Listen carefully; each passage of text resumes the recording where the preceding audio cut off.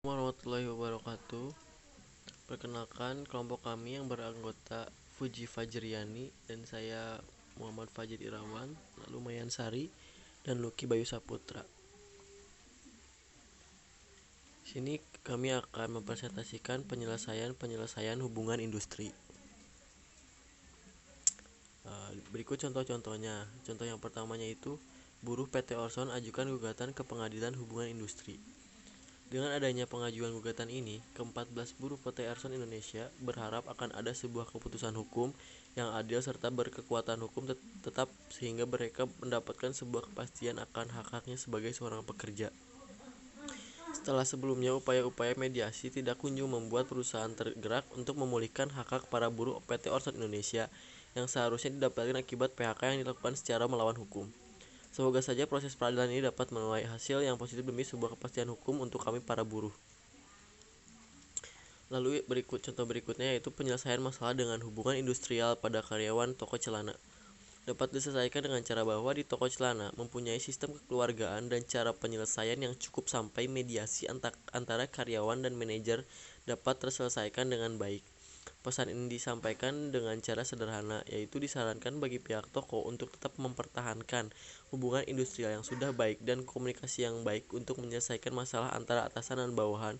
Lalu disarankan bagi pihak toko untuk tetap mempertahankan ketegasan sikap dan keputusan demi kelancaran toko dan kesejahteraan karyawan. Lalu contoh yang berikutnya yaitu penyelesaian tenaga kerja Adam Air mediasi pada tahap perundingan tripartit berdasarkan UUD nomor 2 tahun 2004. Cara penyelesaian dalam UUD nomor 2 tahun 2004 tentang penyelesaian perselisihan hubungan industrial atau PPHI, terdapat dua cara penyelesaian perselisihan, yaitu melalui jalur pengadilan atau litigasi dan jalur luar pengadilan atau non-litigasi.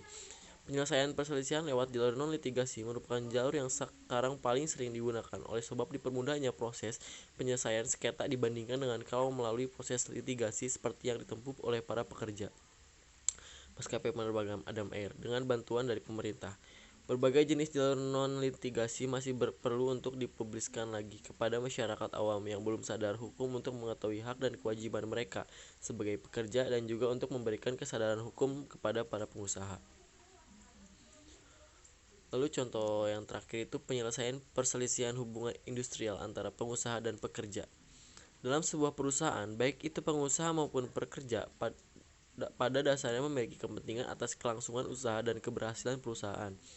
Meskipun keduanya memiliki kepentingan terhadap keberhasilan perusahaan, tidak dapat dipungkiri konflik atau perselisihan masih sering terjadi antara pengusaha dan pekerja. Perselisihan hubungan industrial diharapkan dapat diselesaikan melalui perlindungan bipartit. Dalam hal perlindungan bipartit gagal, maka penyelesaian dilakukan melalui mekanisme mediasi atau konsiliasi. Bila di mediasi dan konsiliasi gagal, maka perselisihan hubungan industrial dapat dimintakan untuk diselesaikan di pengadilan hubungan industrial. Oke, terima kasih. Mungkin segitu saja presentasi dari kelompok kami. Mohon maaf bila ada kurang. Wabillahi taufiq wal hidayah. Wassalamualaikum warahmatullahi wabarakatuh.